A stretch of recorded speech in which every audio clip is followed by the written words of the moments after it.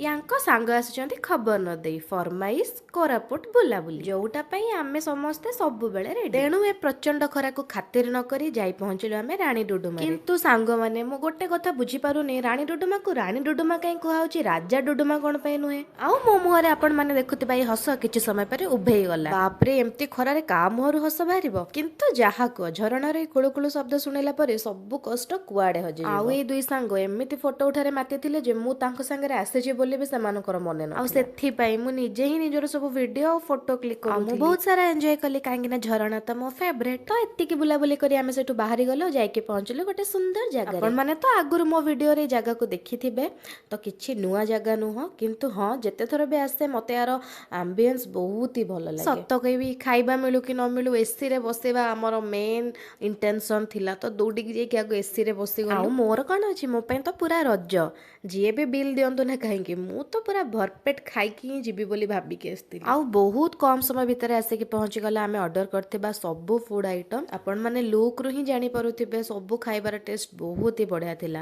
ଆମ ତିନି ଜଣକୁ ହିଁ ଖାଇବା ସବୁ ବହୁତ ହି ଭଲ ଲାଗିଲା, ତ ଆମେ ତିନି ଜଣ ପୁରା ଏନ୍ଜୟ କରିକି ଭରପେଟ ଖାଇବା ଖାଇଲୁ। ଆଉ ତାପରେ ସେମାନେ ଅର୍ଡର କରିଥିଲେ ସ୍ପେଶାଲ ମାଟି ହାଣ୍ଡି ଚିକେନ। ତା ଭିତରେ ସେମାନେ ମିଶିକି ସେ ଝିଅର ମୁଣ୍ଡ ଖରାପ କରିସାରିଲେଣି କି ମାଟି ହାଣ୍ଡିରେ ଚିକେନ ବନା ହେଇଛି କି ଚିକେନ ବନା ହେଇକି ମାଟି ହାଣ୍ଡିରେ ରଖା ହେଇଛି।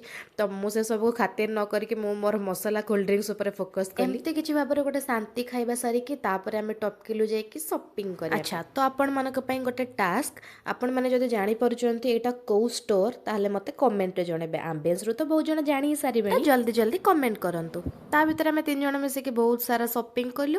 ଆଉ ମୋ ଚଏସ୍ ଆପଣଙ୍କୁ କେମିତି ଲାଗୁଛି କମେଣ୍ଟରେ ଜଣେଇବେ। ମୁଁ ଜାଣିଛି ମୋର ବହୁତ ହି ଖରାପ ଚଏସ୍। ତ ଏମିତି କିଛି ଭାବରେ ଆଜିର ଦିନଟା ବହୁତ ଭଲସେ ସରିଥିଲା। ସପିଂ ସାରିକି ଆମେ ସନସେଟ ଦେଖିକି ଘରକୁ ଫେରିଗଲୁ। ଆଉ ନେକ୍ସଟ ଡେ ବୁଲାବୁଲିରେ ମୁଁ ଜଏନ୍ କରିପାରିନଥିଲି ଯେହେତୁ ମୋ ଦେହ ଖରାପ ହେଇଯାଇଥିଲା।